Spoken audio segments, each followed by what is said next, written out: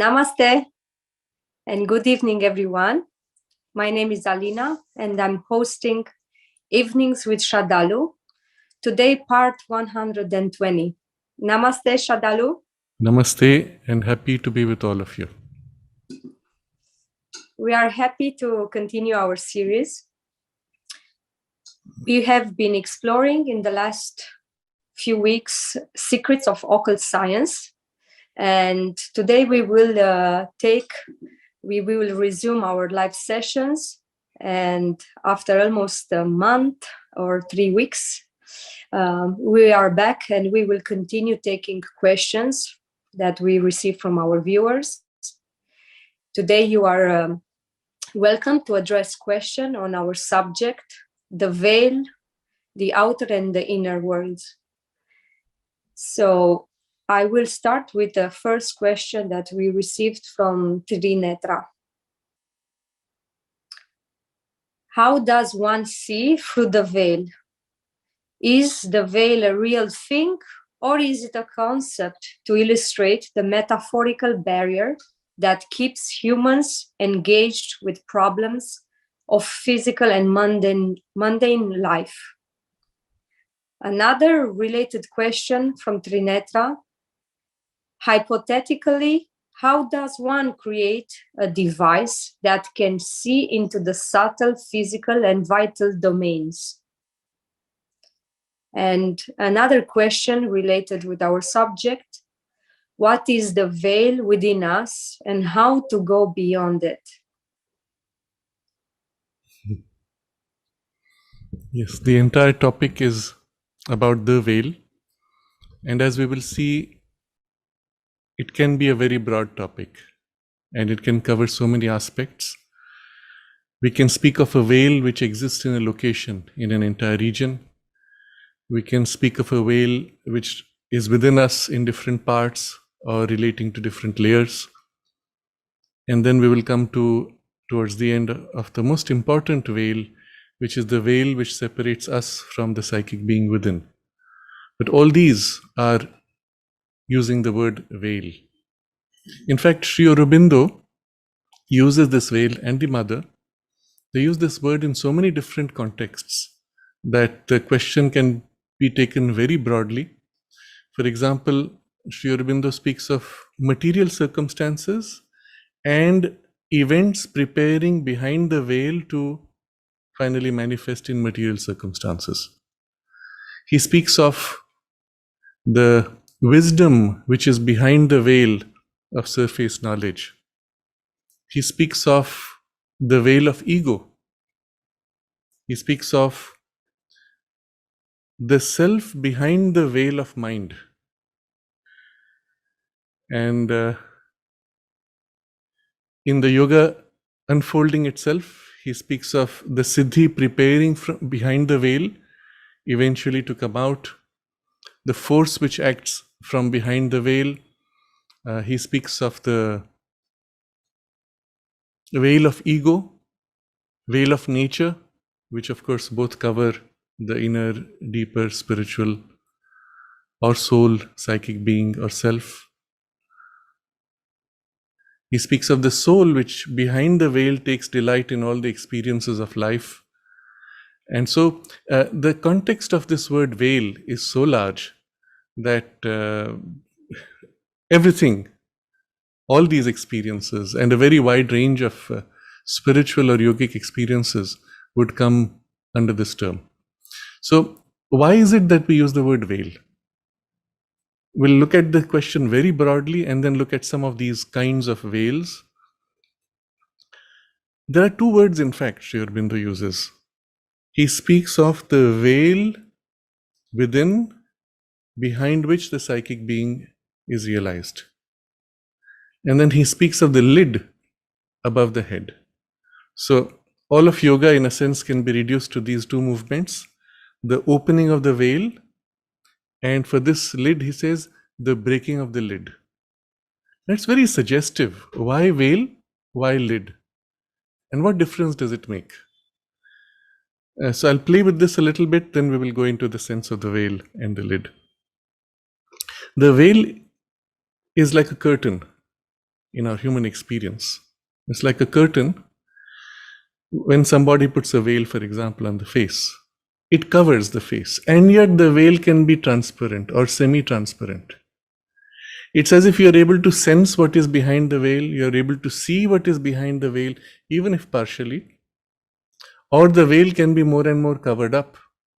Like when in a temple, at least in Indian temples, you have a veil which covers the deity. I was fascinated to see this in Egypt. In the Coptic Christian tradition, they had exactly the same thing. During the prayer, during the ceremony, the veil would be parted, and afterwards the veil is closed and the deity is allowed to remain covered. Exactly the same in Indian temples. The deity is not exposed all the time. Again, very symbolic. You will see the sense of it as we proceed to the veil behind which the psychic being is felt. So veil can be semi-transparent or entirely opaque. It can progressively become more and more transparent. And at some point, it can become so transparent that you have the illusion of seeing or feeling or receiving from what is behind. And yet, there is a separation. So, which is typically the case with the experience of the psychic being, that there can be a pretty advanced stage where the influence of the psychic is very strongly felt, and yet it retains a veil. It keeps a separation. And so the veil allows for a rich variation of the quality of influence that comes through. In contrast, the lid is like a rigid barrier. You can see nothing behind, nothing beyond. It even prevents you from being able to receive an influence. What is behind is completely blocked. In the yoga process, when referring to the lid above, which prevents our mental consciousness from opening to that which is above all the ranges, the lid can begin to thin, it can crack, or in one violent blow it can break and shatter. These are all variations of experience. Of course, the better way is a gradual thinning. But as it thins, it's not like the veil. It's not as if you're able to see immediately. It is still there, or there's a tiny crack and a little bit comes through. But the lid represents something much more rigid and resistant, and which once separated or broken does not reform easily. The veil is more fluid. It can become thin, it can become translucent, but it keeps a separation. It can even be parted. And momentarily, when it is parted, the influence from behind can be directly contacted. And then again, the veil closes and the direct contact recedes. So the veil has much greater dynamic characteristics than the lid, which is somewhat a rigid thing, which as it thins or cracks or breaks, there's a kind of a permanence to the change. So these are not merely allegorical or metaphorical terms. They are literally the way the thing is experienced, and in fact the way it works. So now, having understood this utilization of the phrase, of the word, let's look at what makes for a veil practically in terms of consciousness. So I'll briefly step aside from this question to look at the sense of substance and consciousness, and then we'll understand this separation of veil more clearly. There's a very important statement Sri Aurobindo makes. All consciousness is substance. Now, from the common way of our thinking, consciousness is felt or perceived as something of a blur. It is thought of as something which is non-material and therefore not real or not substantial or not something. So the consciousness is more like, for us, at least in thought, more like an idea or a quality or a state, not a thing in itself. But the point Sri Aurobindo makes is all consciousness is substance. And substance means you contact, you touch. Substance can touch substance. Substance can press against substance, collide, resist, and so on. Now, how is all consciousness substance? We go a little deeper to this question. What is substance? If you look at this question, I have, let's say, an object in my hand, and my finger approaches to touch it. What is happening here at the point of contact is the sensations on my finger are registering a contact on the sensations. In practice, as we understand matter, we will say it is some electrical field of the paper pushing against the electrical field of the atoms of my fingertip. And the electrical field under pressure is modified, which triggers electrons movement, which are then carried by my fine nerves, and which is registered as contact. Think about what it means. Actually, it means there is a contact of field with field, right? A quality of resistance which provokes pressure on my fingertip. Now, let's say we replace the paper and I have an electrical field pulsating. As I approach my finger, the electrical field triggers the electrical field on my fingertip, produces exactly the same sensations, and I will say, yes, I am touching the same paper. Consider one more step. What is this contact? Is consciousness in your finger or through your finger meeting something. But what is that thing? Ultimately is consciousness also. So let's say now we put two fingers. This side is consciousness, that side is consciousness, meeting of consciousness. So in grade of consciousness, you could take a finer grade. So my finger is now replaced by air. As I blow on the fingertip, I feel the pressure. It's a finer grade.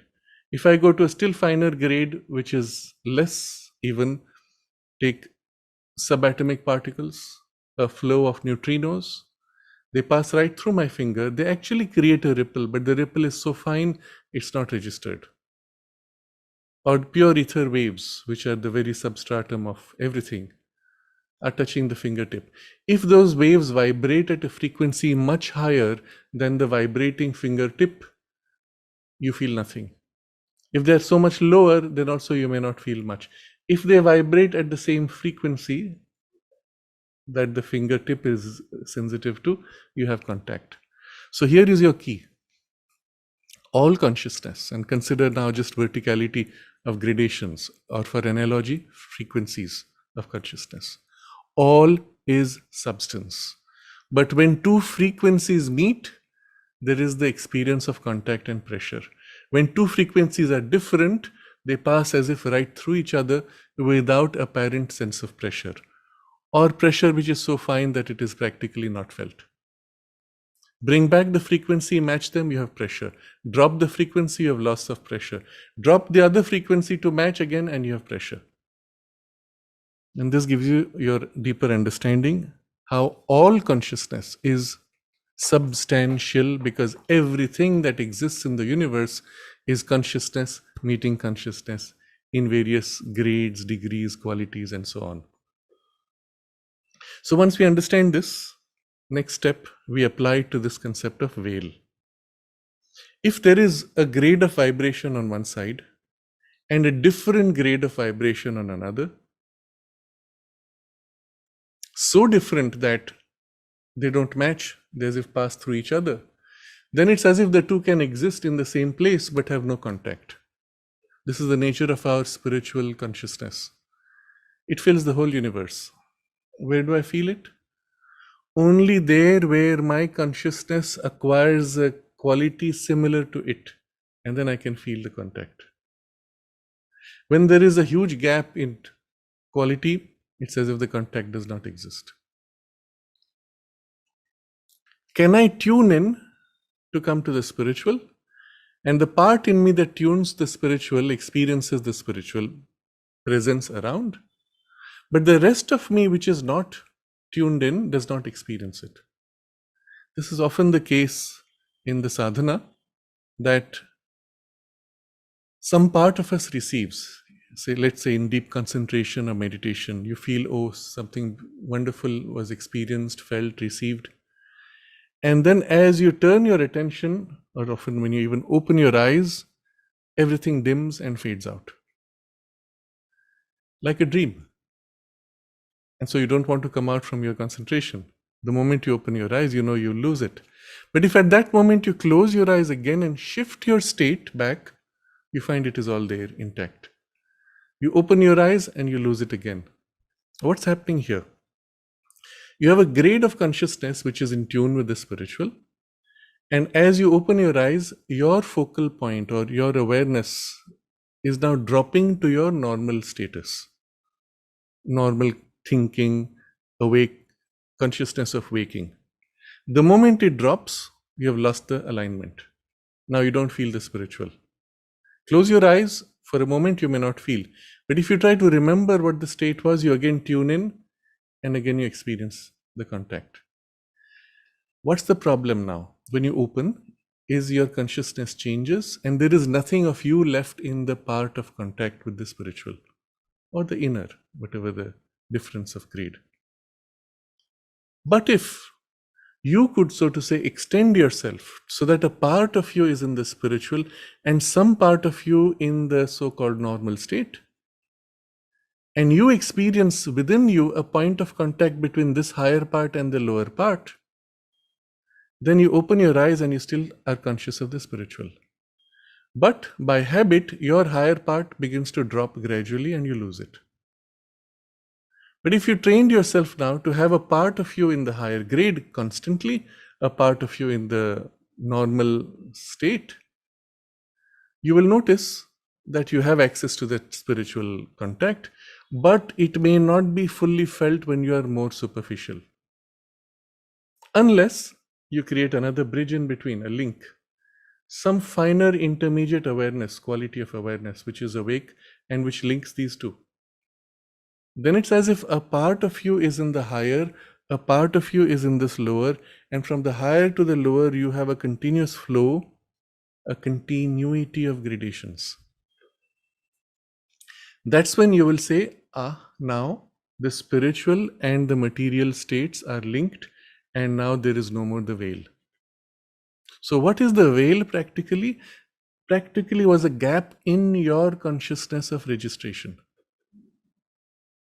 You may register on the higher grade, you may not register in the lower grade, but in between is a gap so that you're either in the higher or in the lower and there is nothing in between. So in practice, all sense of separation between two grades or qualities of consciousness is a gap of awareness separating two different states within you. This is the veil. Now, if I map this out in a kind of a slope, let's say, of qualities, here's your higher consciousness, here's your lower consciousness. From the higher to the lower, if you build a slope, a continuity of gradations, then it's as if a part of you, which is the part of you in the higher, is registering, influences the next grade, next grade, next grade, all the way down to the most material, and you have a smooth continuity of awareness and therefore a flow of consciousness from the highest to the lowest. But if there are gaps where there is no smooth transfer, those would be veils in plural. Now we use the analogy of higher grade of consciousness and the lower grade. But the same thing would exist between any different quality of consciousness. So as you go deeper within, there is a finer inner grade of the, what Sri Aurobindo uses the vocabulary of the inner mind or inner vital, or even the inner physical, which is the subtle physical, the true physical, he says. That grade is of a finer, for us, finer grade. In fact, in experience, that is often felt more dense, more real, even more vivid.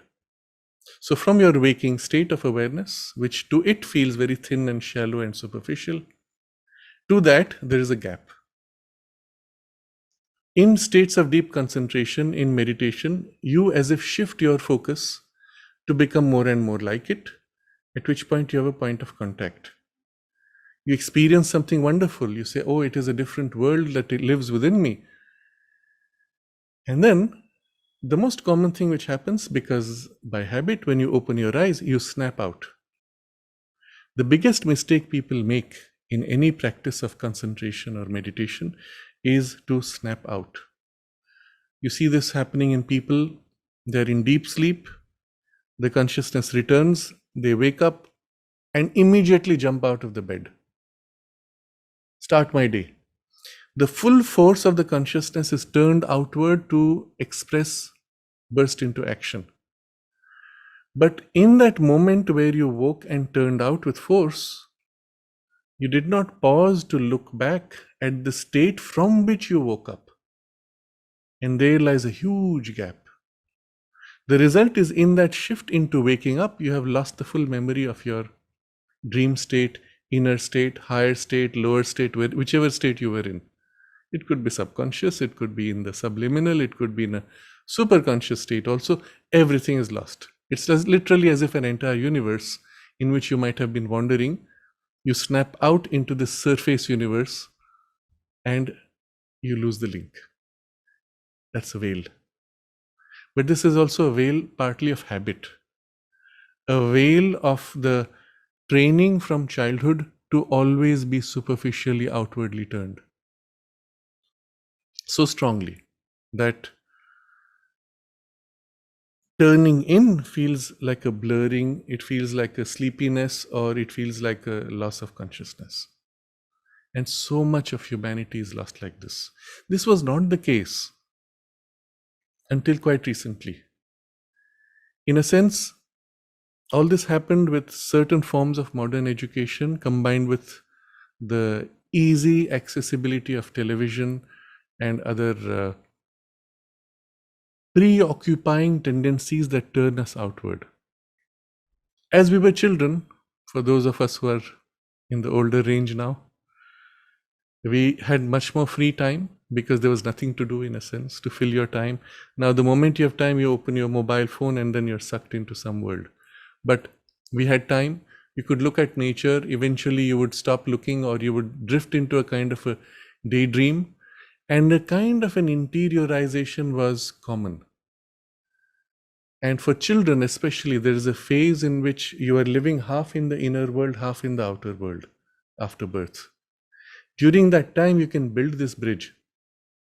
If you allow that time of introspection and wandering, a kind of a, it's not a fantasy creation, but an introspective perception of things. And today, if you find a child daydreaming, you will immediately stop him and say, stop daydreaming, do something. And do something means always turning out. So there has been this very hard turning out, which as a result in practice has been, the veil has grown thicker. Because the inward turn has not been encouraged, and therefore inward awareness has been lost or is being lost. Sri Aurobindo makes this observation somewhere that in the history of humanity, now that you have to really go back a few million years, it's not as our current Western archaeological historical model suggests, that we have just woken up from some kind of barbaric condition and over about 2000 years have grown into civilization. It's not true. We have had far greater civilizations, even technologically, even in quality of consciousness, where humanity opened to the intuitive in the previous age. And we have had many, so to say, cycles of peaks and what would be called falls. But nowhere in all those cycles now, going back a few million years, Sri Aurobindo points out, has there been such a hard materialistic turn in the mass of humanity. There might have been pockets, yes, of course. And there might have been pockets of very deep or high opening. But the general decline in the masses of a complete loss of the inner and higher opening, to a degree that it is almost as if mass of humanity is materially fixated. It has never been to this degree in the history of humanity. And that's quite a statement when you think about the implications. But this means also in practice, the veil is thicker. Now,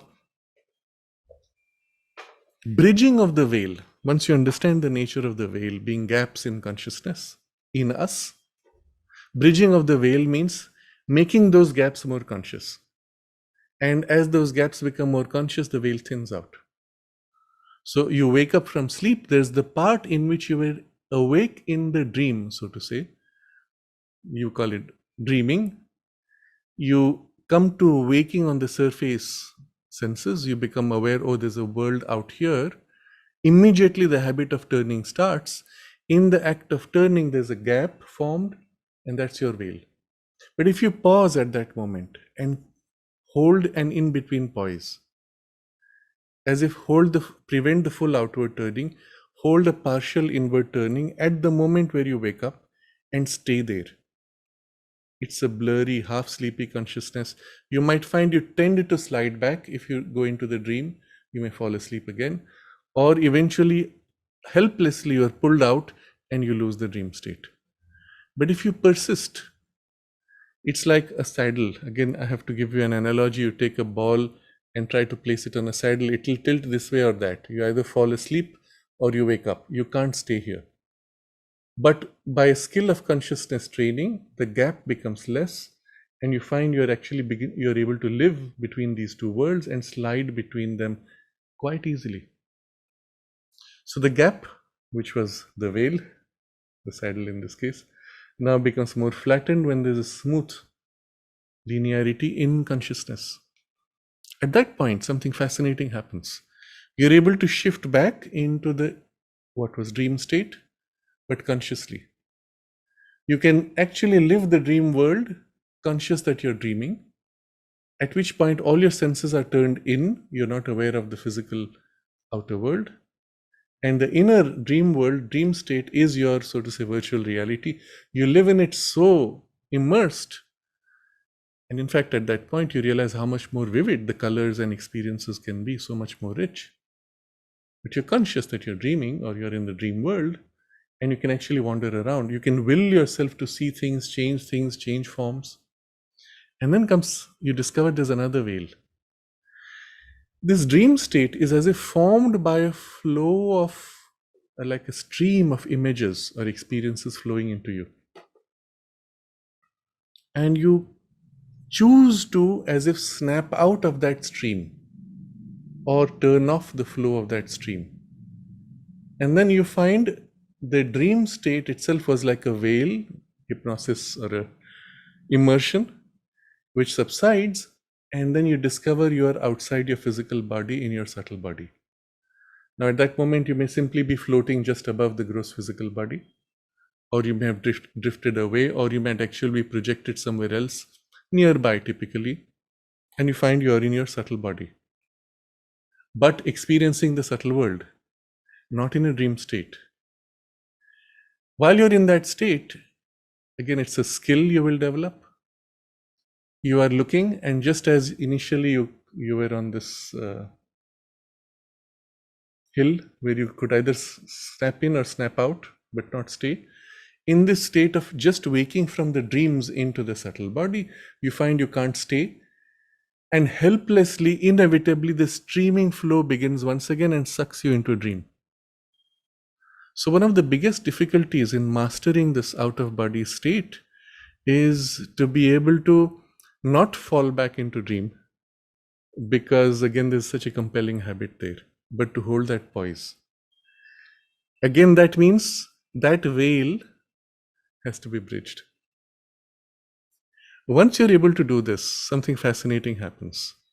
Here you are in waking state, you close your eyes, you drift inward, you enter into the subliminal grades of the dream world, slide into a kind of a dream state, or choose to continue further into that inner waking. Now at that point, you can of course allow the dream state to continue. There are many layers within you.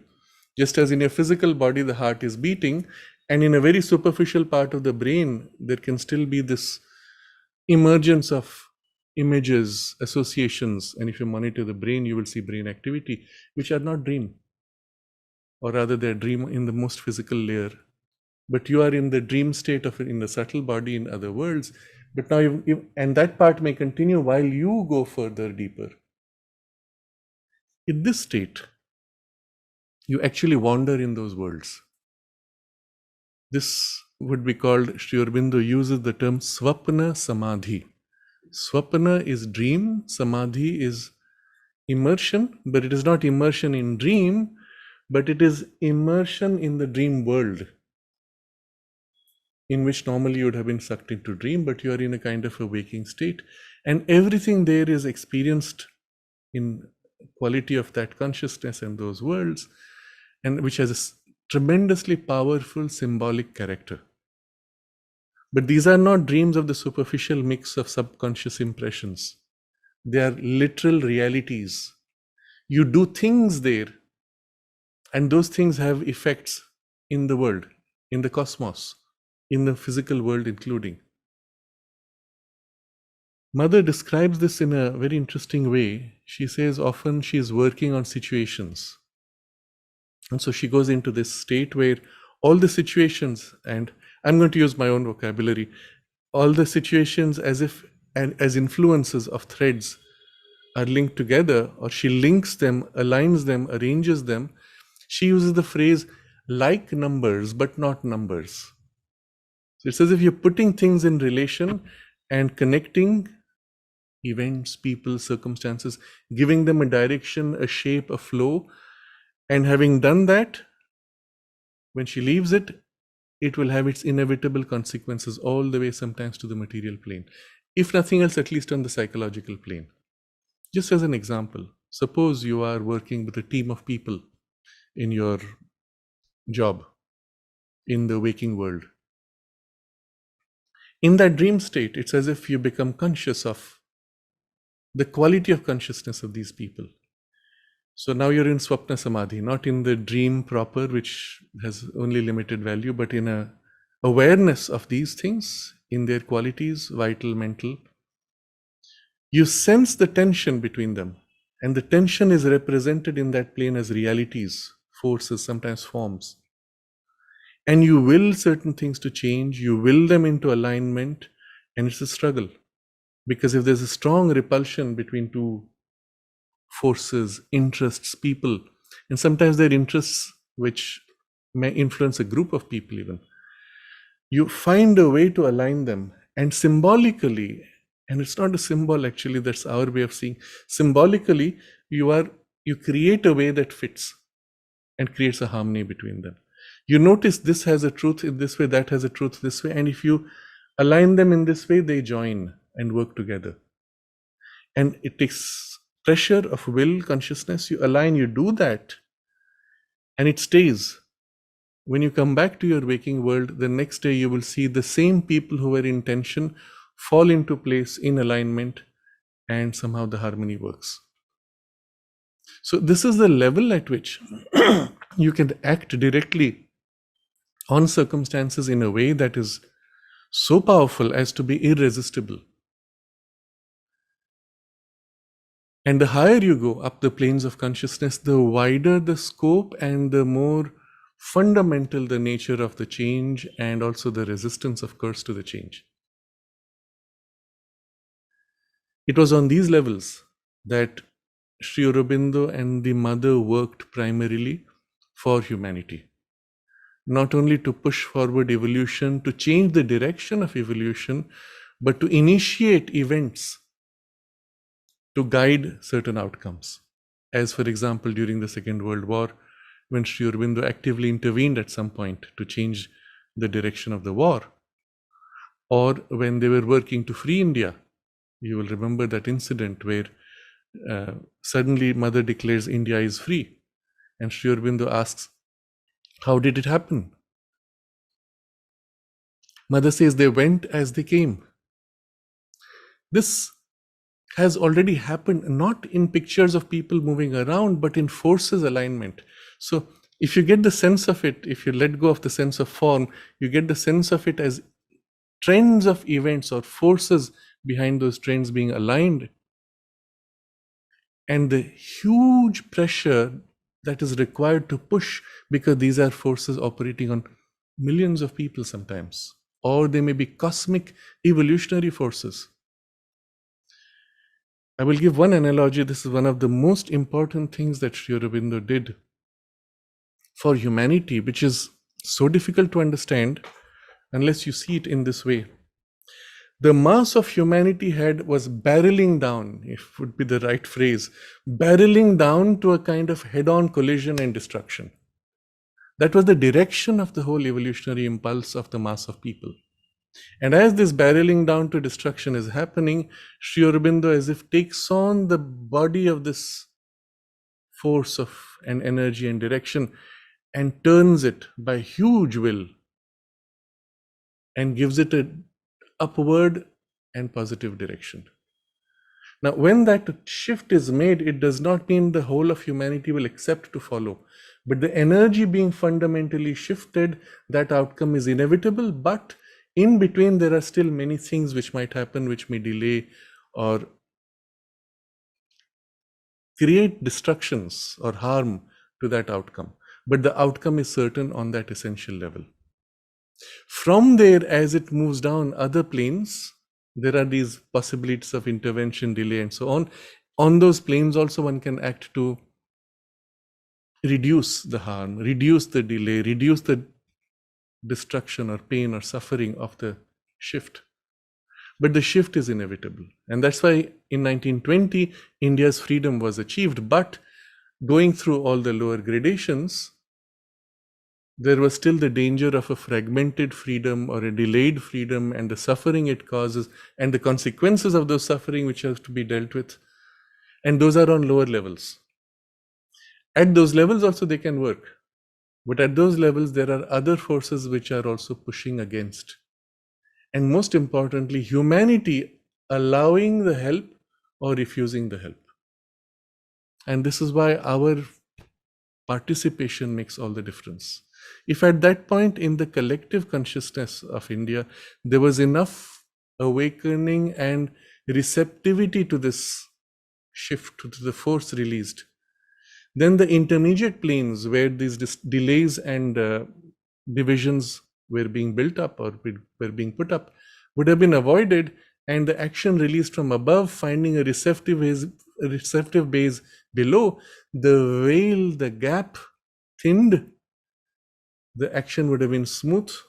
India would have become free by 1925,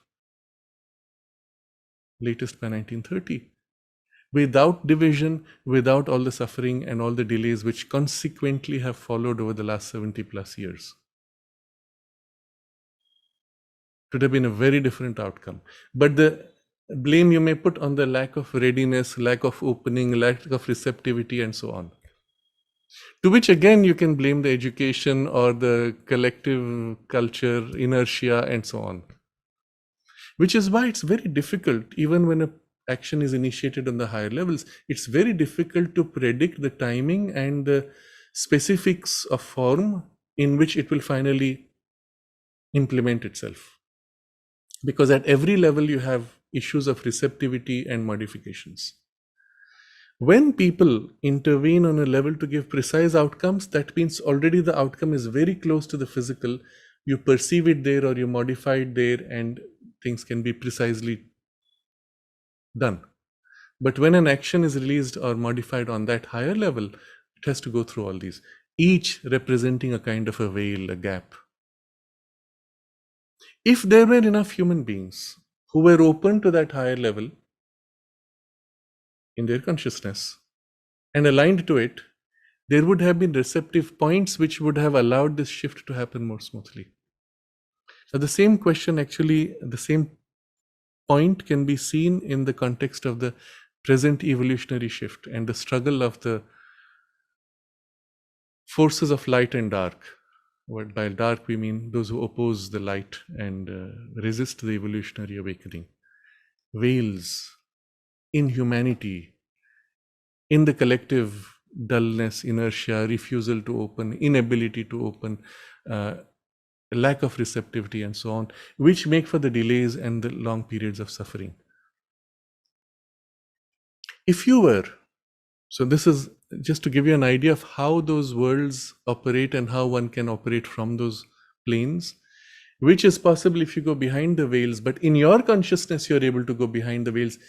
when you initiate an action from there, the receptive consciousness in other people also, if it could go behind the veils, the action would be smooth in outcome. But there are those veils, and so there is translation, there is loss, there is delay. So I think this is one side of the story of the veils. On a personal level, there are other veils also. I used Sri Aurobindo's phrase of veil of ego, veil of nature. Now, both of these are veils which prevent you from becoming aware of the self. Because you're so identified with your surface body mind complex, that would be a kind of a veil of nature, separating this surface identification with the deeper, which is you. Or the ego knot itself becomes like a block, like a veil, preventing your outer narrow person from opening to the inner wider person. And so each plane, each grade can be described as if potentially a veil when there is a gap, when that grade is not awakened, when there is not enough consciousness developed. Now I'm going to again step back from this briefly and come back to this question. There's a very, very interesting description of Sri Aurobindo. I do not know if it was in the Record of Yoga. I think it was published separately. I think it's one of his letters where he is writing to somebody a symbolic form of the dream. And he says, I had this dream. Of course, it's not a dream, it is the Swapna Samadhi. He describes something. And then he says, and in this way, I was shown the secret of nature. It's been a few years since I have read that. But if I recall vaguely, it's something like this. He sees as if a book, pages, and he sees a woman slipping into the book between pages, and then the book closing. Now there's a little more, but this is broadly the sense of. And then he says, and so it was revealed, the secret of nature was revealed to me. He doesn't explain. If you just read the dream, you wonder, what is this? And I did for a few years. And then I believe I got a few hints, which is what I'm sharing now. You see what nature has done in evolution. Sri Aurobindo describes two ladders, the involutionary descending, which forms planes.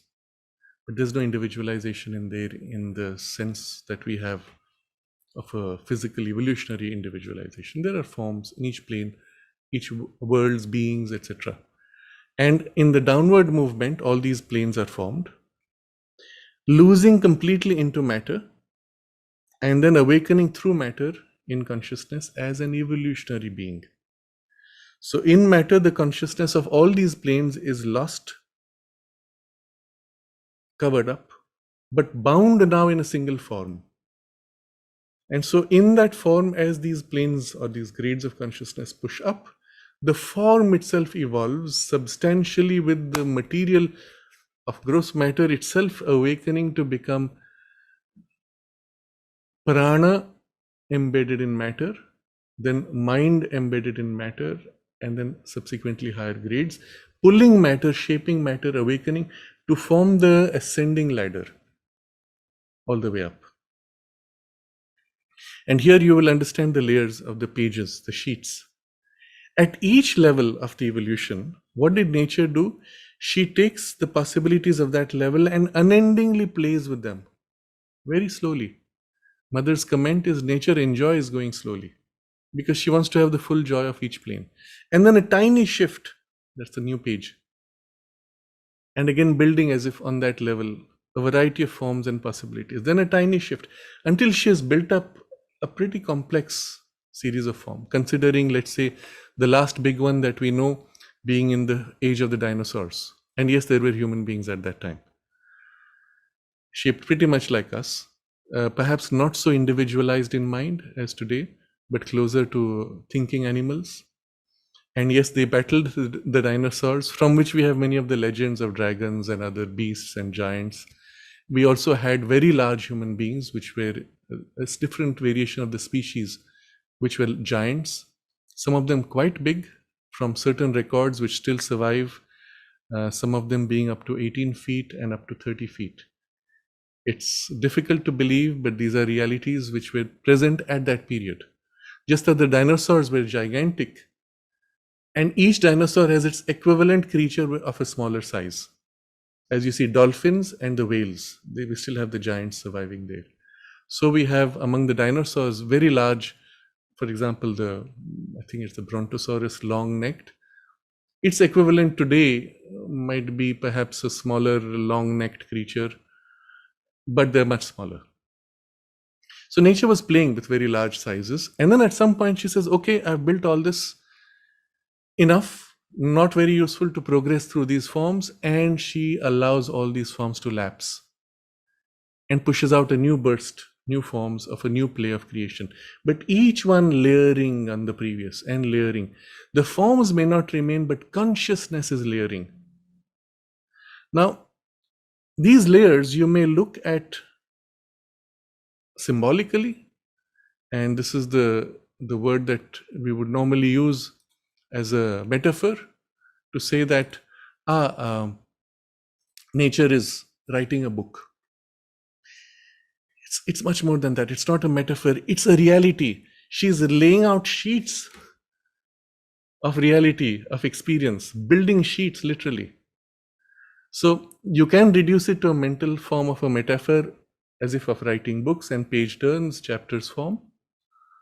Or you can see it as a literal description of nature's way of working, building sheets of grades of consciousness and their possibilities, integrating them as closely as possible, and then slipping potentialities, a seed here for a future work to be done.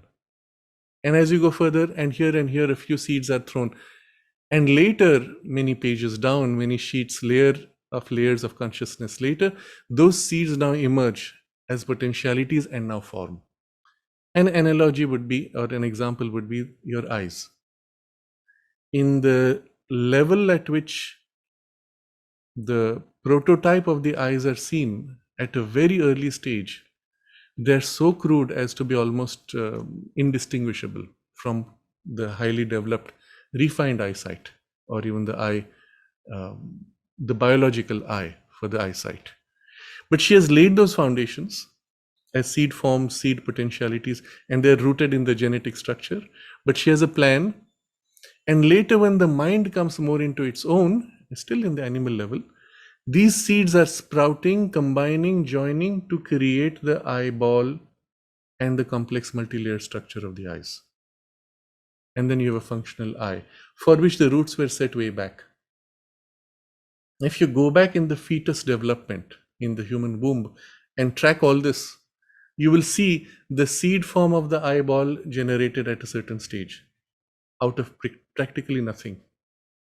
In evolution of those pages going back a few million years or a few billion years now, those seed forms were already placed long before, even before the possibility of the thinking mind with the conscious eyesight and a complex eyesight was even conceivable in those forms.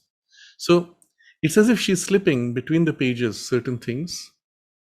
And somewhere along the way in the ascent is the level where this access to the psychic being is slipped. And that's in the heart center, at the grade of consciousness of the heart, of the emotions before the full power of reason comes into its own. And somehow at that level, she has created the closest point for the psychic influence to come forward. Interesting. And although it can come in the mind, she has chosen to make that. So she has as if slipped between the pages on that level, certain powers, certain potentiality, certain alignments, certain gateways now. This is the interesting thing. That's where, again, we are coming to the veils. But now I'm going to look at the veils in two ways. Each layer is like a veil, separating as well as expressing.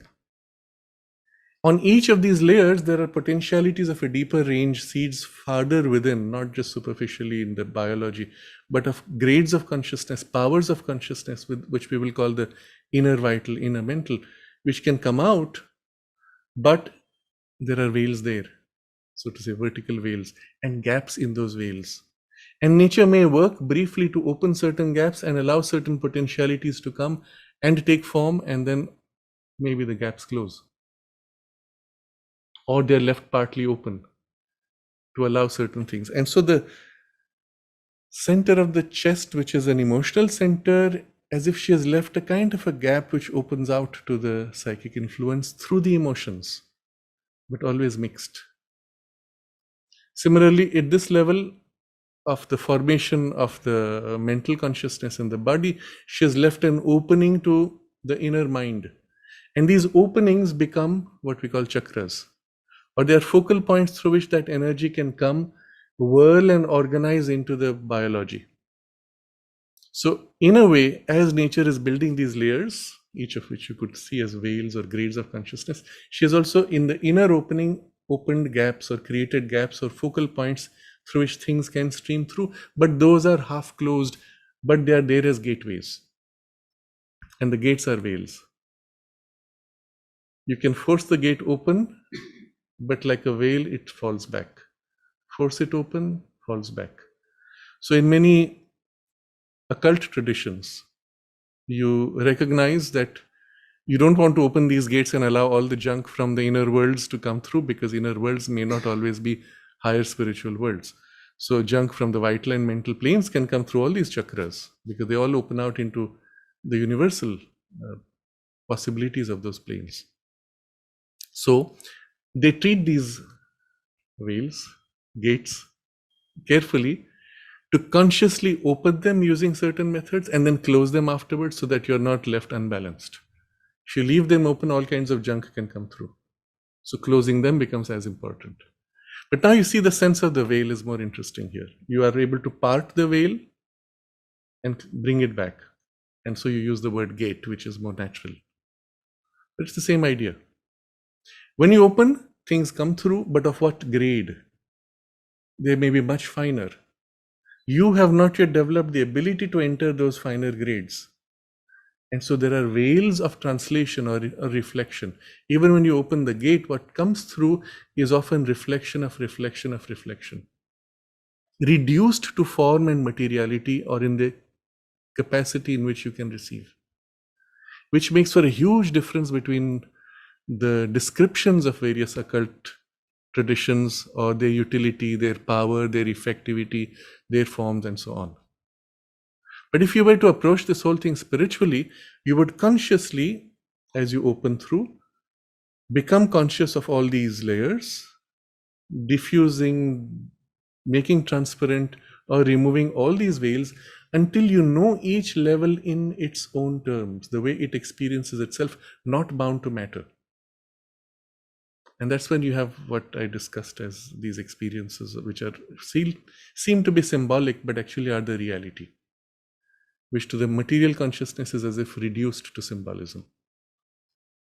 And you can master all these. Or, in the way of the integral yoga, you go all the way behind all the veils until you come to the veil of which separates you from the deepest reality of yourself, of your inmost being, your psychic being. And when these veils have been thinned out sufficiently or made more receptive or turned inward to receive, its influence can glow out more easily, flow out more easily, fill you more easily. And as its influence fills from inside out, it shapes, it rearranges, reorganizes. It can still initially reflect through the veils, but it can also begin to part the veils, dissolve the veils. So as a strategy, rather than going through a slow process of thinning veils layer by layer, which could take lifetimes,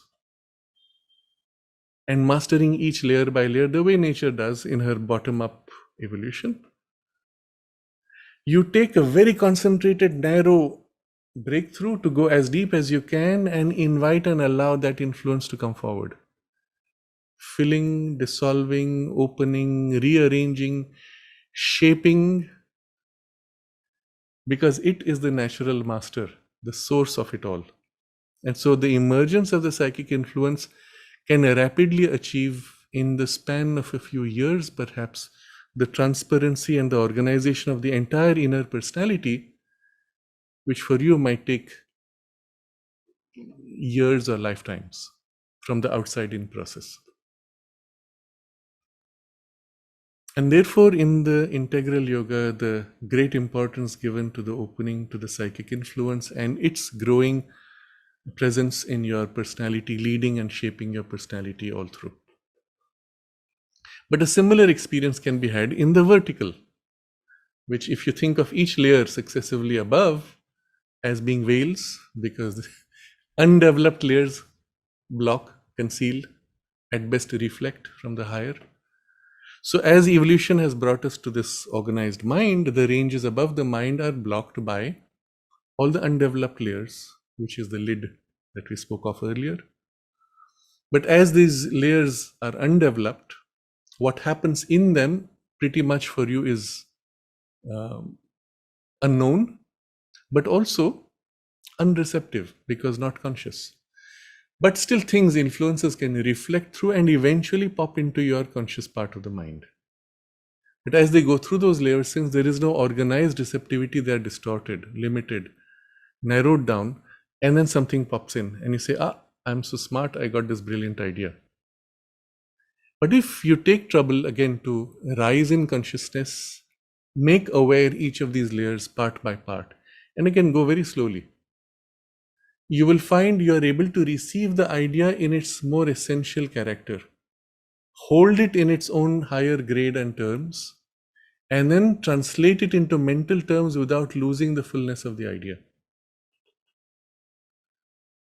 Mother speaks of this in a different way. She says, you can think with words, which is perhaps the lowest grade of humanity, and you actually see people, unless they speak, they can't think, or in the act of thinking, they have to speak, and the two are almost identical. You'll see sometimes people walking on the street and talking to themselves. That's happening at that level. We are slightly more evolved from that.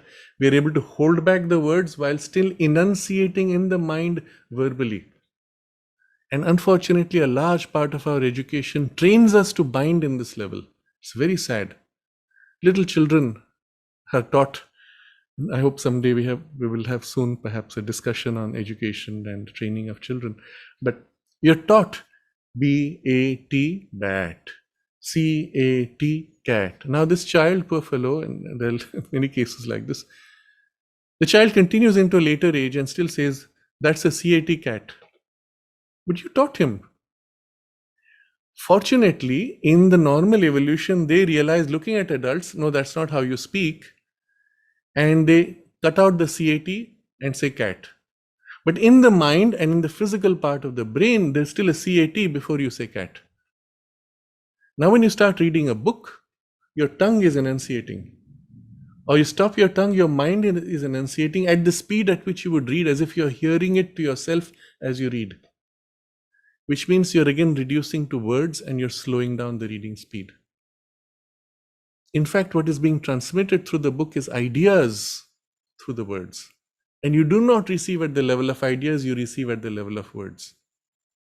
So Mother says you can take this as a training to consciously think without words.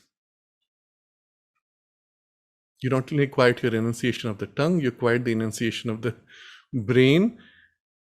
And then, so at that point you're thinking, and then that's pure thought actually. But still a thought is a thought form. There's a level above where you think with ideas behind the thoughts. An example would be the idea of freedom.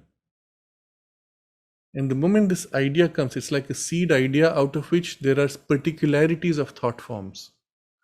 What does freedom mean to you? And you will give to it a meaning. And for somebody, it may be, I am free from jail, coming out of a constriction. For somebody else, it may mean the capacity to break around and do anything that you choose to do without any compulsion. And so on. Quite a few things, many idea forms into which this more essential, the thought forms into which this more essential idea or concept exists. You can go into a pure essentiality of idea. We may use the word concept. If you master a concept, you can articulate it in many ideas, each of which you can articulate in many thoughts, each of which you can articulate in many words or languages. But beyond that, she says, even beyond an essentiality of concept, is she says, think with experience. And at that point, it's actually becoming an intuitive way of knowing, thinking.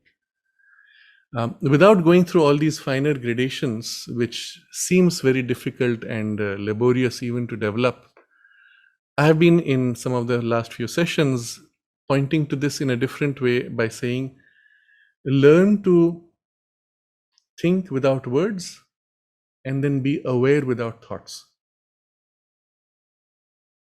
Automatically, all these finer gradations of or nuances of that upward ascent would be easily done. The act of being aware without thoughts and then being able to turn that awareness into many forms of thoughts and rise out of thoughts into the more essential concepts or intention or experience behind, all this becomes easy in the silence of this thoughtless awareness and then wordless thought.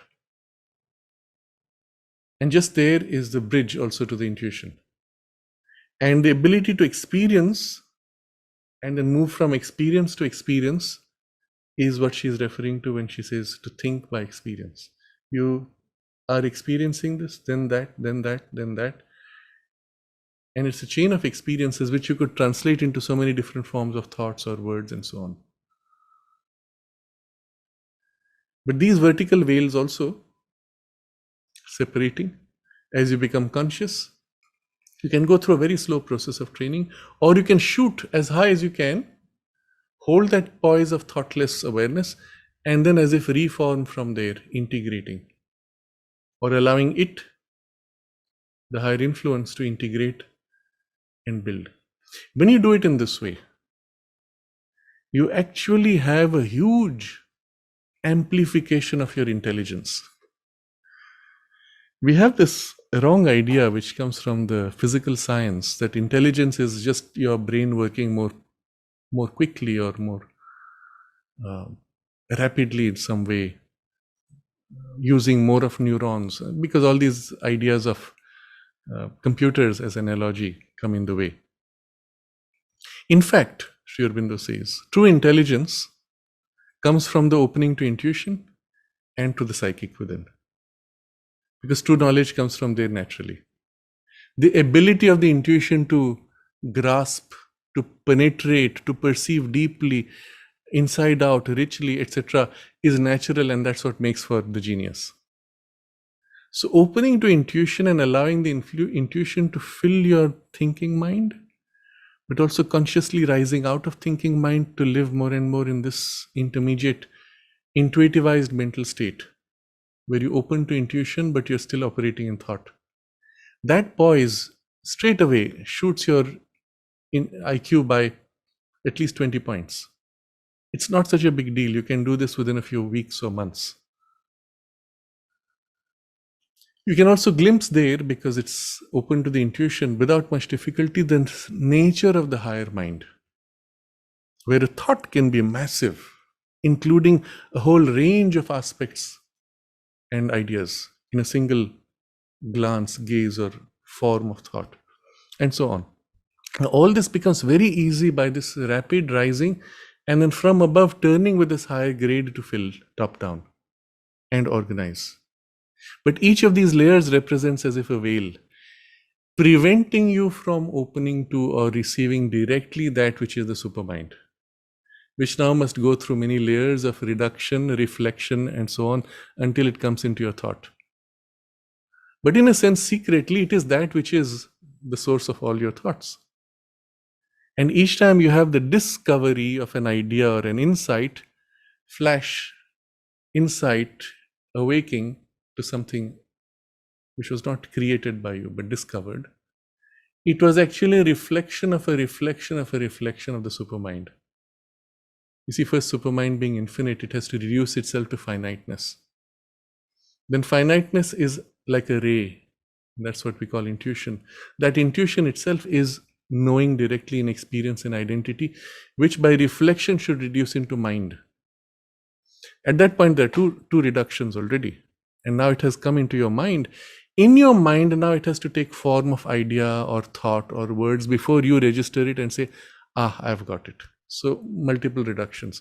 By rising above into this thoughtless awareness, you are able to receive directly in a higher, purer, more complete, comprehensive, formless or free of form, or able to express in multiple forms truth or experience. Layers bridged again. So I'm generalizing this question of veils and using the term veil in its most broad sense. I will now take it to three forms of the veil. One is the veil as it appears outside us. That's what I meant by the outer veil. And then as it appears within us in parts, and then as it appears within us in terms of the psychic and the spiritual potential. But once you've got this overall sense of what happens within, you will find naturally the same thing can happen outside. We are a very important, the most important vehicle in the universe, because we represent the melding of all these planes of consciousness to which we have evolved so far. We are matter which is living, which is thinking and conscious, all in one continuum.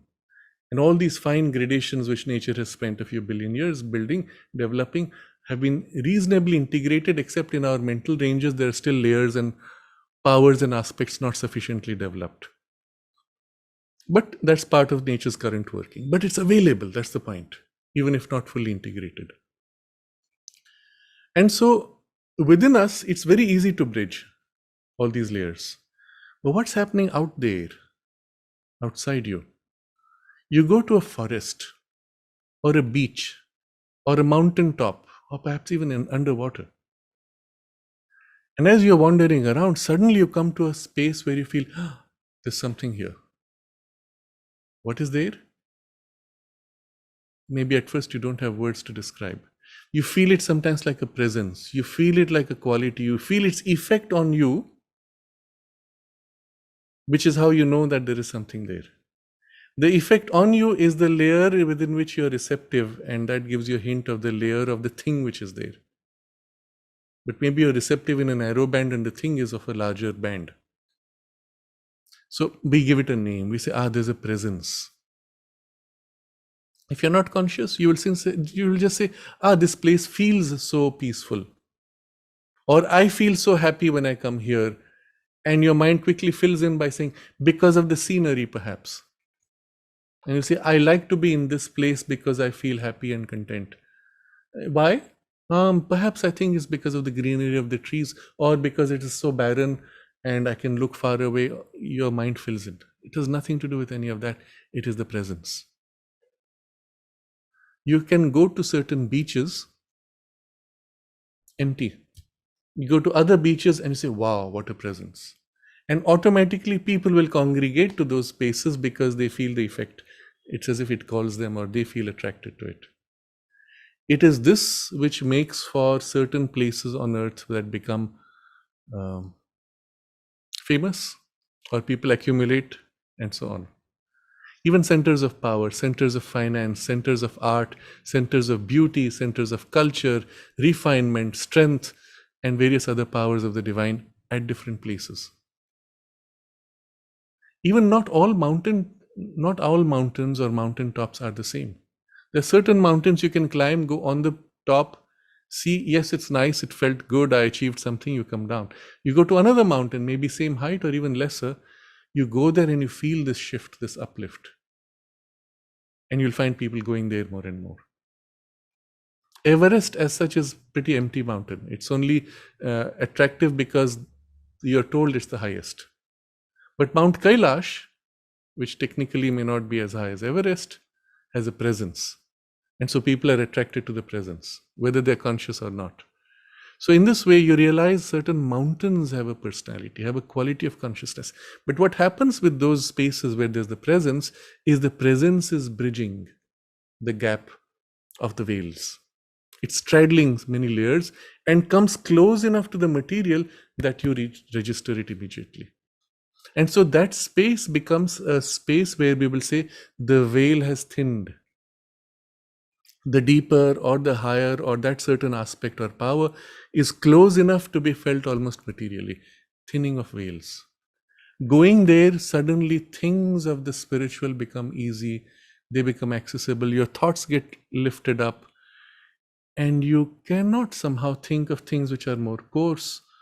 You cannot even do things you don't feel like. And because we are creatures of our feelings and impulses and instincts, we automatically behave in a better way. We don't realize why. You come to a different place which is so dulling, you find yourself sucked into this degrading vibration, and you find yourself behaving in a degrading way. If you live there long enough from childhood, you would say, this is my character.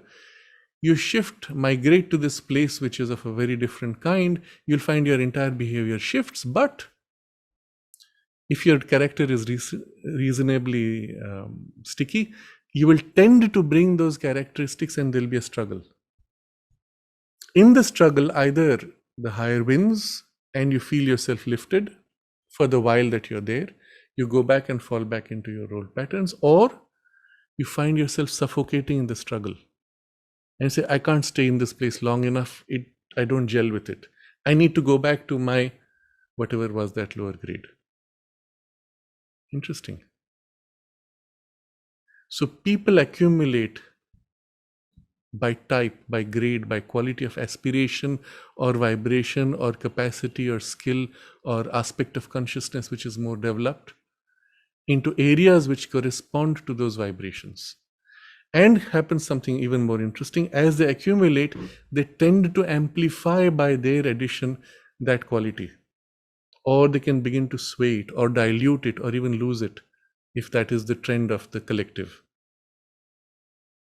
Because we are also creating a vibe. We are also creating or thinning veils or opening or shifting the grade at which the veil opens by our participation. And so in a way, on physical earth, there are so many areas which represent different qualities of consciousness. And humanity accumulates around there, takes birth there. Sometimes we go through many lives to develop certain qualities in those spaces where it is most conducive, because the veil is thinner for that quality or consciousness. Interesting. But also in the process, we are shifting or opening the earth itself to higher possibilities by amplifying what was given as a starting point by the thinning of the veil. And this is what makes for so many places of pilgrimage or natural centers of spiritual or occult qualities of consciousness, including healing. So there may be a space where there's a strong quality of a certain healing energy. People go there now, and then more and more people come with the faith and the conviction, which adds and amplifies the quality of energy there, and so on. This is to do with veils in spaces. Now, remember, since you are the bridge linking all these levels, if you have a sufficient opening to the inner and higher, just by an aspiration, prayer, or call, you could go to a place where the veil is thick, and invoking by prayer, by call, by aspiration, create as if a thin passage of opening where there's a thinning of the veil, and the higher, inner, etc. begins to bridge more with the outer, and a space of sanctity is created, a spiritual vibration in which the veil thins. You go to someone's house and you say, this feels so sacred, or the reverse. But equally, it can widen out to a small community, or it could widen out all the way to humanity. And we have had ages in which the veil was thinner for mass of humanity and on nature naturally. Even the animals would feel it. And then ages during which the veils as if shut, closed, thickened, and everything became more and more material. Animals who are more sensitive than you to these influences, they also move away from the humans because of their dulling, thickening influence. But it affects everything. Even the trees lose something of their higher access and dull as if in their ability to hold or receive. And those are the ages of darkness, we may say, or patches or cultures or civilizations or areas where there's darkness, in which there may still be individuals who hold the light and hold a thin opening for the higher to come through the veil. But it could again become an awakening all over the world. So this is as far as veils externally are concerned. You can create a thinning of the veil or an opening to the inner and higher in location for a duration of time, or even for a smaller or larger space, because you are the bridge. And this is why we have the consecration of temples by people who are more evolved spiritually, ideally, to do that. They create a bridge. Or you use occult means, which were the formulas of these rituals given for invocation, for opening, for sanctifying, basically creating a temporary thinning of a veil for something higher to bridge with the lower, for something inner to bridge with the surface. It can be done in an object, and that is what we call consecrated prasad, in which now a spiritual force is as if held. And in ingesting it, you are also ingesting an influence where the veil is thinned into your body and you feel good, or it can have any healing effect, because now an inner or higher power is able to act on your biology. This was the sense of the prasad. There was the period in the ashram's history when Mother was constructing this bridge with the overmental worlds, where she was linking certain sadhakas to these overmental gods. And of course, she did not need to do much. She would place her hand, and that's the bridge, and infuse directly that energy, that quality, that consciousness, and meld it into your consciousness. But one of the things she did, which is fascinating for its value in this way, because we're talking about the food and prasad. This was in the soups. This was called the soup ceremony. I have heard one of the disciples, or maybe two, who were present during the soup ceremony. It stopped, I think, 1928 or 29. And then we have secondary descriptions of the soup ceremony of people who heard from those disciples. But they describe it this way, that there was such a charge of atmosphere, such a presence and intensity. They would all be waiting in this room, which is presently the reception hall. So as you enter the ashram main gate, you go straight through. Now those gates are closed. Mother never wanted them to be closed. She specifically asked those gates to be opened, but they've been closing it the last few years. That's the hall. And there would be a bench there. A large pot of soup was placed with several bowls. The disciples would be waiting. Mother would come down. At that time, I don't know if she was still living upstairs, just above. So that's 1926, I think, where they changed. And then they shifted to the other part of the ashram. But till then, post 1926, Mother would come down. Sri Aurobindo would be up. She would come in this intense concentration. It's also the period when, interestingly, just before 1926, she would wear a veil in front of her face. And it was to reduce the intensity of the power that would hit people otherwise, overwhelm people.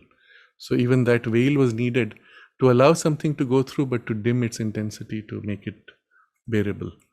And she comes in that full concentration. She would stand before the soup, hold her hands above the soup, pouring down the consciousness. Now straight away, she is forming a bridge between the highest levels and this most material substance. She would take a scoop of the soup into a bowl, concentrate on the bowl. Now for each disciple, it was a different deity though. She would concentrate on the bowl, herself take a sip, embodying that deity, and then give it to the sadhak who would drink it. And in this way,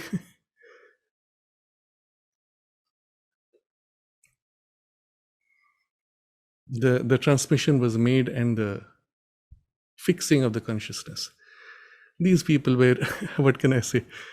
It may sound a bit crude to say, but we are like monkeys opening to the supramental consciousness. And it was her skill, her power, her capacity by which she made the bridge and lifted the consciousness, opened these vessels to something so much greater that even they would not be able to bear in its intensity.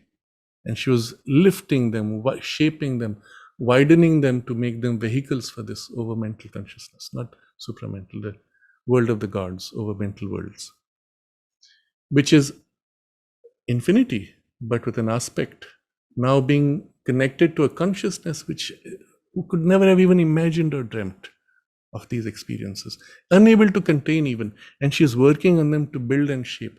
What an extraordinary capacity. In the history of humanity, we have not had such an extraordinary capacity to just plug in literally the highest ranges of consciousness down into a human vessel. Of course, there were certain minimal conditions, but the requirement was so minimal compared to what people already were. It was the requirement was minimal because we are literally thinking animals, thinking apes. And from there, with an aspiration perhaps, and everything else is being built by her. All these gradations in between, bridged in her own consciousness and then infused and transferred into another. What an extraordinary capacity. We don't know of anybody in the spiritual history of humanity who has been able to do this with such precision and skill on all the aspects of the different powers of the divine. Each of the gods is an entire world in itself of infinity. And as with the same ease, she embodies them and transfers them into a person, in each one differently, separately. And this whole group is being as if linked to something extraordinary. And that's how she was building this bridge from the overmental worlds to the physical, using the sadhakas as a vehicle. Now, remember, they are not embodying the overmental gods directly. There's a reduction, a huge reduction, but still, that would provide this physical supporting base around Sri Aurobindo and the mother, which would be an intermediate of the slope to humanity. So that the full embodiment in Sri Aurobindo's and the mother's body could be sustained without creating too hard a gap or too overwhelming an effect on the mass of humanity, which is largely unreceptive. So creating this gradient of support, a collective vessel, so to say, which can allow for this massive shift of the supramental consciousness in Sri Aurobindo's and the mother's body to be born by an intermediate layering of the overmental consciousness in these people. Had they continued, they would have completed that. And I've discussed this before, why it had to be stopped. And a decision was made by Sri Aurobindo and the mother that this would lead to certain results which would delay the full supramental manifestation, because the gods themselves would become intermediaries and would not want that shift. So mother decides to dissolve it. She goes back to her room, concentrates, and in 2 hours she dissolves what she had built over 2 years.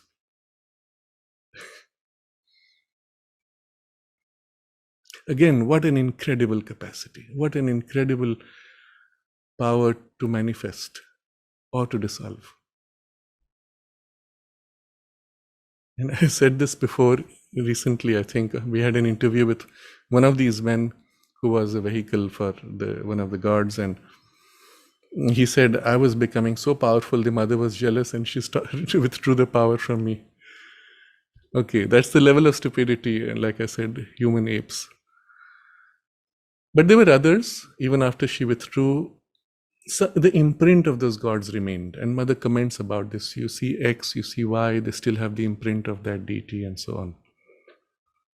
But there were others who were unable to contain, they were struggling to contain and so on.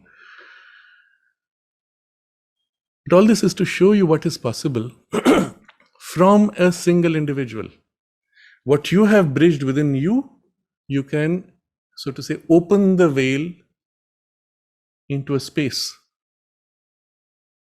Now, even you don't need to have bridged it, you need to have only aspiration to invoke, and from above, the divine consciousness can bridge to the point of your receptivity and open in the space. This is the power of the prayer. Or indirectly through the ritual, that's what you're doing by the concentration in the form of the ritual. But you could discard all the elements of the ritual and simply open with a wide open, pure aspiration and invoke, and there is the presence. How long it stays depends on your capacity to contain. How intense depends on your capacity to hold the intensity. How wide depends on your capacity in a way to maintain the space and the purity and the receptivity in that space. So finally, you are the link. Even if it is outside your capacity of consciousness, you can invoke by prayer a higher grade which can still come and fill. But you may not be able to hold or receive in full density or intensity. And that's why you have to develop your capacity as a vessel, as a receptacle to be able to be wide and hold in intensity and fullness and depth. So this is describing the nature of, let's say, automatic veils on earth, which are aspects of the earth's consciousness, opening to the divine and possibilities and layers, and then beings coming and filling spaces and building their own, so to say, domain of influence. And the human possibility to do all this far more skillfully, consciously, widely, this is outside us. So thinning of the veil outside. I would suggest your own home at least should be a space where you can create a thinning of the veil. Or at least the prayer space in your home. Again, I understand that not all of us can maintain the home with the same sanctity. But if you can't, a space, even a time in a space when you sit to concentrate, many ways, but try to create some space within your house where this veil is thinned. And it's not difficult. So I've been to a house of a friend. They had, because of practical reasons, all the rooms on one side for their living, and there was one room at the entrance which was at the other end of the house. That became their prayer room. You could enter there and the presence was felt. It was so distinct. And then one of the elder father in the house was ill. He was the one who was praying there every day, by the way. The presence was building. So he was ill, and for a few years, it was difficult for him to go. He went less and less. At one point, he stopped. And I noticed, I came into the house, I went to the prayer room as a routine when I visited them. I would first go because the presence was so good. And I felt the presence thinned out, interestingly. And so then I suggested to the lady in the house to spend time and do the prayer to maintain it. And for him, I suggested, if it's possible, even though it's difficult, get him to go there. It'll be good for his rejuvenation and his health, and of course for the inner life.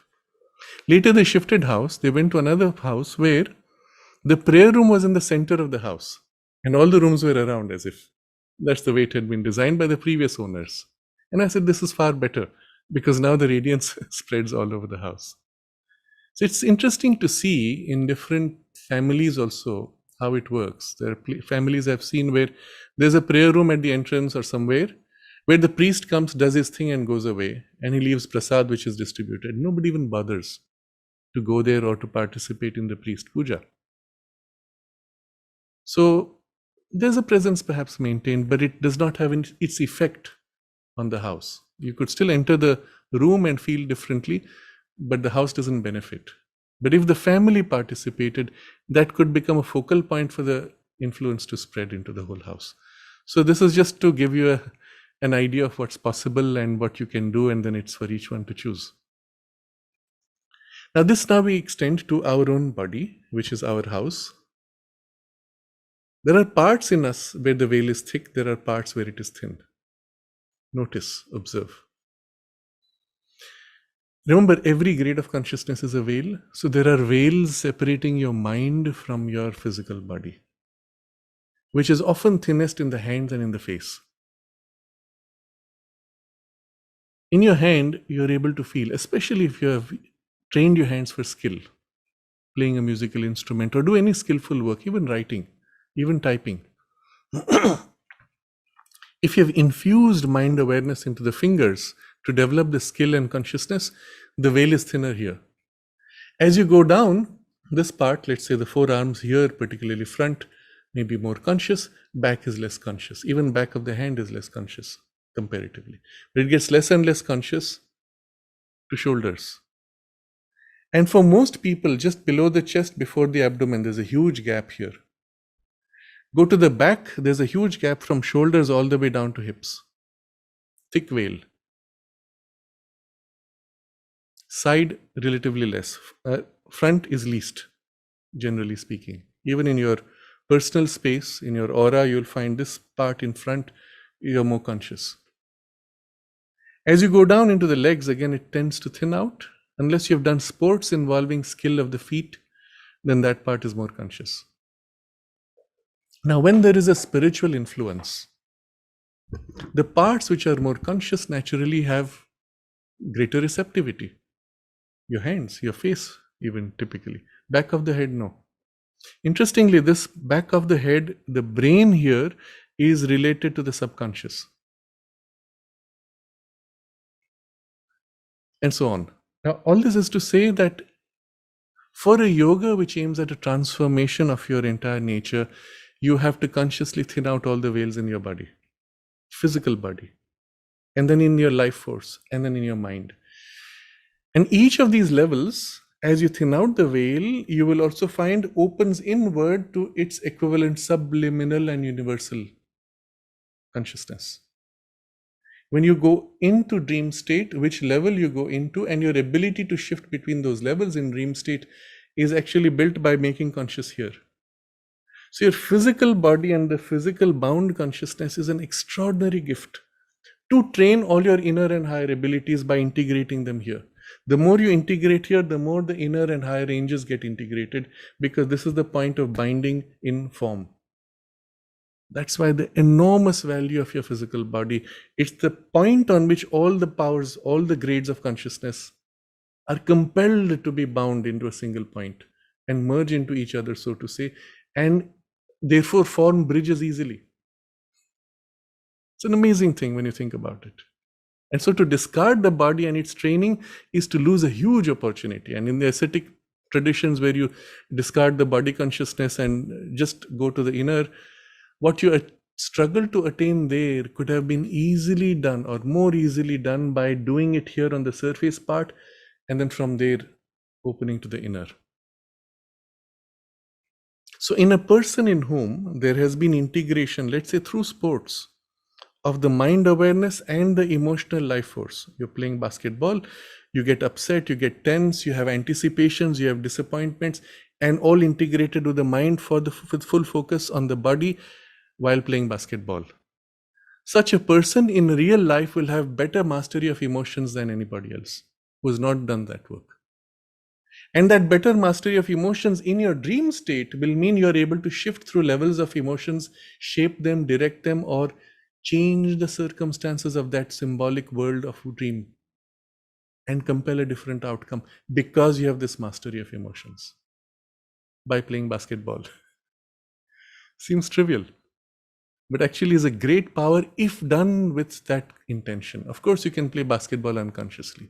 You've missed an opportunity. You do it consciously. You've developed self-mastery on all these levels. You've integrated all these levels, thinned out the veils and open to the inner and higher possibilities, where also the veils have become now better thinned or integrated across planes. Your physical body is your single greatest gift for the spiritual development that seeks a transformation and integration and a mastery. Okay, so within you, make your entire physical body as conscious as possible. One of the best ways is the full spectrum of asanas. Now, we can't do all asanas, but notice how the asanas are targeted to different parts, and sometimes multiple parts, and sometimes multiple alignments. There are asanas, for example, twisting asanas, where literally the twist sensation goes from one arm down across all the way to the opposite leg, all the way to the toe, if done correctly. Different lines, different passages of energy flows being integrated, loosened up, and awakened to consciousness and receptivity. If done with that intention, and if into that you bring a higher aspiration and link it all the way into the body, it's an incredible world. It's an incredible work for transformation of the body. When those streams, those channels have been formed, the higher force coming through just flows and fills and goes all the way to the most material part of the consciousness, eventually into the cells. If that is not done, the higher force may still cut its channels. But it's a top-down approach, although more rapidly, without the receptive base necessarily. If the receptive base of awakening of mental consciousness is there, very quickly the two join, and then the higher can work so much faster. So this is the second part of the thinning of veils in the body consciousness, by blending, merging, creating continuities across all these levels, mentalizing the body as thoroughly as possible, as deeply as possible, including the subconscious workings of digestion, etc. It's possible. Just by willing, just by following. As you swallow the food, feel, until it fades out. Hold that point and put your will to extend awareness. And there's a point where you will feel the sphincter of the stomach and you can make it conscious. And by training, you can actually consciously open and loosen. And all the way down. Maybe too much to do, but just hold the intention at least. This is just to show you the scope of what's possible. And Hatha Yogis routinely do that, the more advanced ones. They're able to literally swallow a piece of food, take it all the way into the stomach, or bring it back up. Or feel it as it goes through the intestines. And the moment you can feel, you can control, you can influence, and so on. And then all the way eventually, at least in intention, that it should go all the way into the cells, into the tissue, fuse into it. So this would be the second aspect of the thinning of the veils. The first was outside you. The second is inside you, particularly in the body, and mentalizing and turning inward or upward with aspiration. And then the third veil, which is the single most important for us now, is the veil that separates the inmost psychic being, your soul, from the rest of your personality. And you could say similarly the opening above, which is the lid in Sri Aurobindo's vocabulary, but take it as just a thick, hard veil for our purpose now. All of yoga can be reduced to the opening of these two. But the inward veil is so thick, the moment you turn in, you find a blank, you find a darkness, there's nothing. But you have to learn to go deeper and deeper with awareness, with focus on your deepest aspiration. One of the easiest ways is to use the reference of concentration on the mother's or the part in you that loves her or feels devotion and gratitude, and just plunge deeper into that. Not stick in the emotions which bind you in the surface, but go behind emotions to the source of it. And you'll find increasingly as you go within, there's a familiarity, there's a bridge which forms the thinning of the veil of that influence. And as that influence comes forward more and more, the veil thinned only in that link, it then spreads inside, and its influence awakes, organizes, and eventually rends the veil, tears the veil in a way that is permanent. Not opening, closing, not just thinning. All those are preparatory stages. Eventually the thinning out, the opening, eventually it is torn for good. And a similar operation in the upward opening. We have discussed these in great detail before in previous talks, so I don't go into it. But this would be the sense of the ultimate veil, which is separating the soul from the rest of the surface personality, or the self above and the higher powers of consciousness from our mentalized physical body. To the variation of the question, is it possible then to look into these worlds? Yes, if you bridge the veil enough.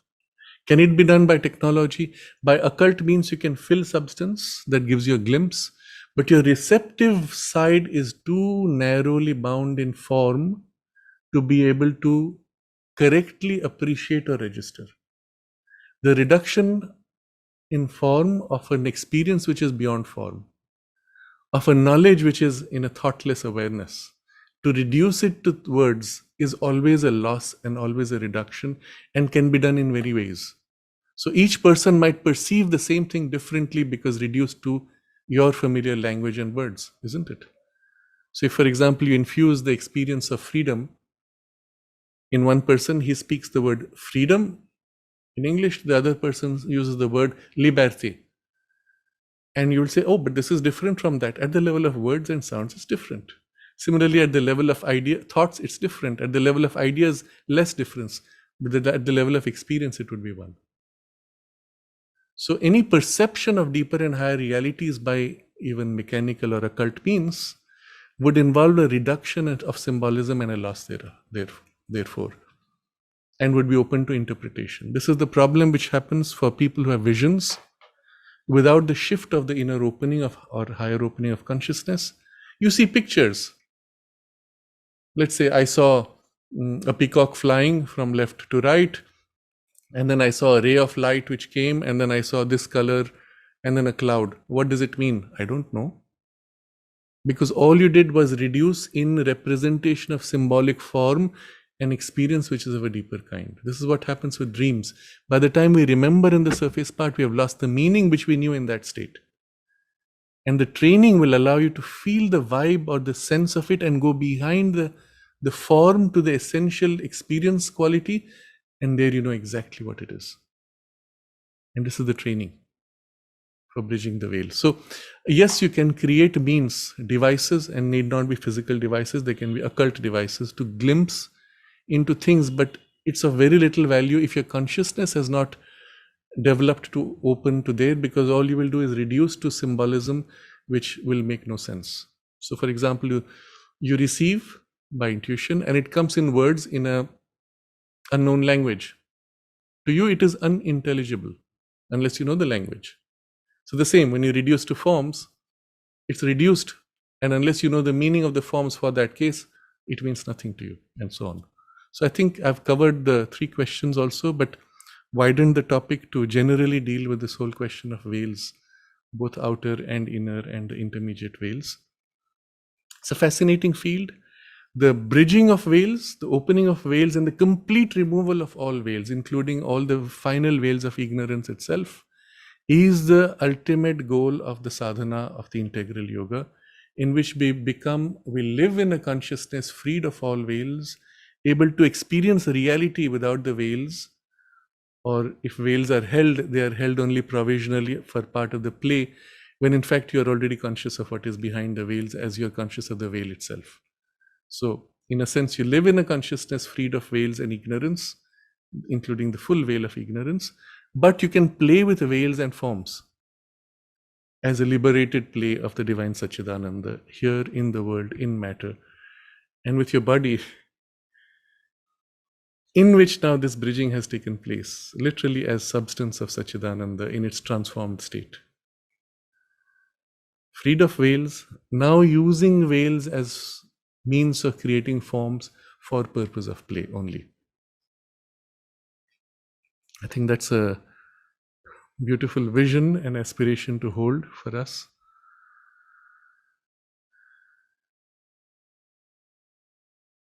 I think there are no particular questions regarding this. I think we can pause here.